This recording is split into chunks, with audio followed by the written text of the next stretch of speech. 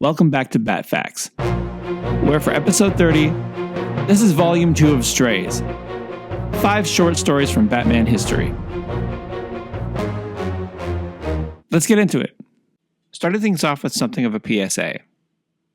So, by now, many of you will know the tragic true story of Batman creator Bill Finger, who created the vast majority of what we now know as Batman, and went without credit or proper compensation his entire life. Only one thing.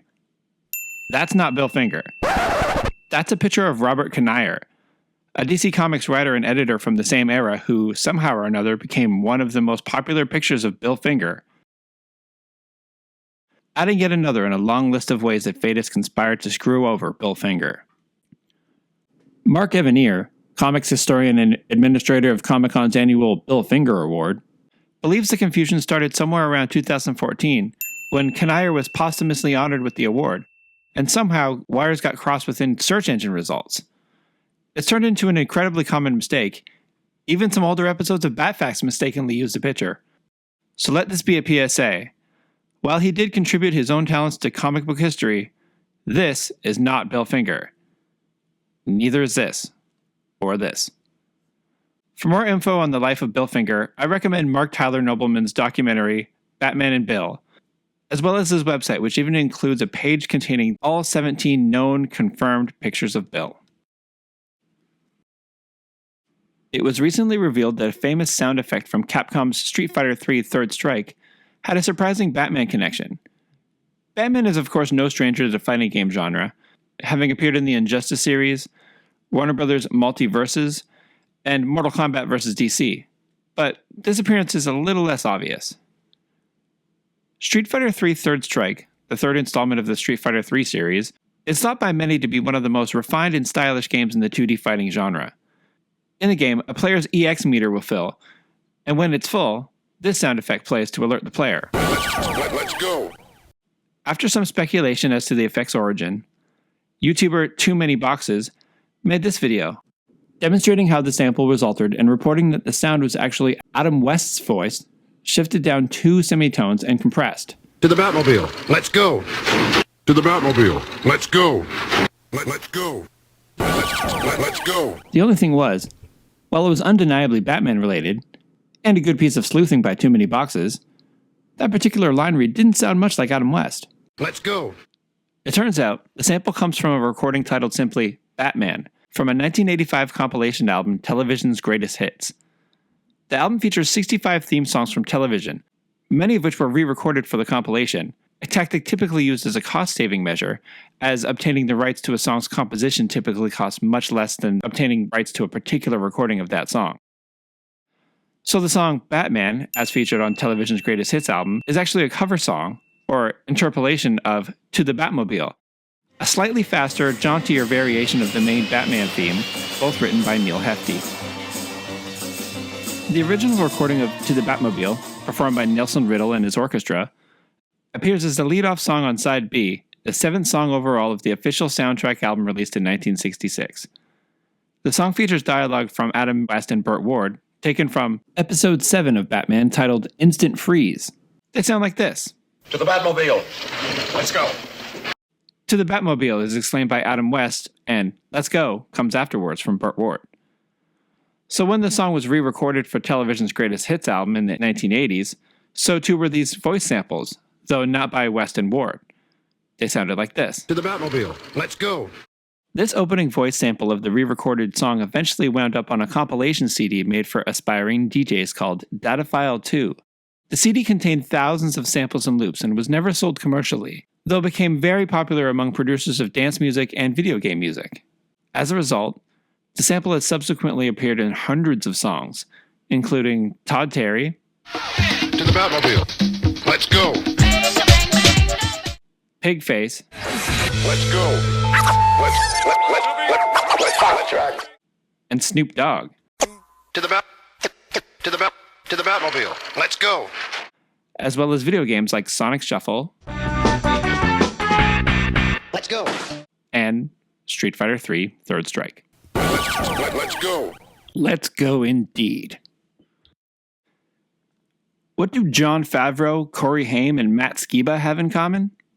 Well, they've all made extremely brief appearances in Batman films over the years. First up, before he worked for Stark Industries as Happy Hogan, actor and director Jon Favreau was an assistant to Bruce Wayne at Wayne Industries, in this clip from Batman Forever. The pre-Swingers appearance didn't include any lines, but did earn the actor a credit and a scene alongside Val Kilmer and Jim Carrey, adding to his already impressive resume of pre-fame appearances from Seinfeld to Larry Sanders to Rudy to Chicago Hope. This just in. It was recently revealed by a friend of the show, Kevin Smith, BatFacts, that the extended Schumacher cut contains a longer version of the scene where Favreau actually did have lines. Hashtag release the Schumacher cut. Teen heartthrob turned troubled adult Corey Haim, of the Hollywood Coreys, auditioned to be Robin for his Lost Boys director Joel Schumacher during the casting of Batman Forever. He of course didn't get the gig, which went to Chris O'Donnell, but Schumacher did include Haim as an uncredited extra, as a member of this biker gang in Batman and Robin, in a scene alongside rapper Coolio. Speaking of musicians, Chicago punk superstar Matt Skiba of Alkaline Trio, and formerly of Blink-182, makes a Blink and You'll Miss It appearance as an angry Gotham City citizen on the hunt for Coleman Reese outside of Gotham General Hospital in The Dark Knight. Skiba is a longtime Batman fan, so when The Dark Knight was being filmed in his hometown of Chicago in 2007, he wound up on set. He recently tweeted, "Pretty sure my skills sealed the deal in the success of The Dark Knight," regarding his brief appearance. Next, a Kite-Man update. Since the release of BatFacts Episode 4, Kite-Man's profile has soared thanks to a prominent reoccurring character role in HBO's Harley Quinn animated series. This version of the character is a bit more slapstick and has an on and off relationship with Poison Ivy. hell yeah! He also became a playable character in Traveler's Tales' Lego DC Supervillains game. Kite-Man, heck yeah! He was added to the DC Legends Online game, as well as a hero click, a miniature game piece, and finally got a listing in the DC Encyclopedia. He was even directly referenced on James Gunn's Peacemaker series. Right, kids? And that's how I defeated Kite-Man, one of the world's most dangerous villains. To say nothing of Max's upcoming Harley Quinn spinoff, developed under the title Noonans, and going to air titled simply Kite-Man, hell yeah. That's right, a Kite-Man TV show debuts in 2024. Despite this, and sustained public outcry, McFarlane Toys is yet to produce a Kite-Man action figure. However, recently on his Substack, writer and OG FOTS Tom King BatFacts, hell yeah! shed some light on where the Kite Crusaders catchphrase came from. Batman was shipping on a twice-per-month schedule, so when Tom's first arc concluded at issue 5, there was a stopgap issue with issue 6, illustrated by Ivan Reis. The issue is primarily about Tom's newly introduced Gotham Girl character, but the story lacked conflict. So Tom decided to go Dickensian and have Gotham Girl have brief encounters with 3 villains, similar to the ghosts in A Christmas Carol. Not wanting to involve any heavy hitters, where permission from DC would be involved, Tom went to the well and brought back a few D-list supervillains: the short-lived Colonel Blimp, the pirate-themed Captain Stingery, and Kite-Man. Kite-Man is the third and final villain to be introduced, and due to page constraints, only had a single page to do so. King cooked up a 5-panel camera-follow caper, which after some artistic license from Reis, became a 7-panel classic. However, after seeing the completed pencils and lettering, King thought the page now played like a setup without a punchline. I needed to add something to that last splash, something pithy and important, and something worthy of Kite-Man. I stared at it for some time. Enough time. Too much time. And nothing was coming to me, said King. So Tom added a placeholder, something he would often say during bouts of what he called performative ironic awkwardness on Twitter. Hell yeah. Like he likes his name and legacy so much, he responds to himself. Listen, thank you. I'm Kite-Man, and that's super. Fully aware that this was too absurd to publish, I submitted it and tried to think of something else. King then promptly forgot about it entirely, and a legend was born. Hell yeah. And finally, did you know that there's a city in Turkey called Batman? and it isn't named after the Dark Knight, despite getting its name some 18 years after the introduction of the comic book character? It's true. Batman is the name of a city, the capital of the Batman district in Batman province, southeastern Turkey, situated near the Batman River. In Turkey and Persia, a Batman is a unit of measurement equaling to just under 17 pounds. However, the name of the city is thought to be a short form of the nearby Bati Rahman Mountains. Now the third largest city in the region. For centuries, it was an unassuming Turkish village called Allah, until the discovery of oil in the area in the 1940s, when the village saw a massive influx, becoming a boom town and being renamed Batman in 1957.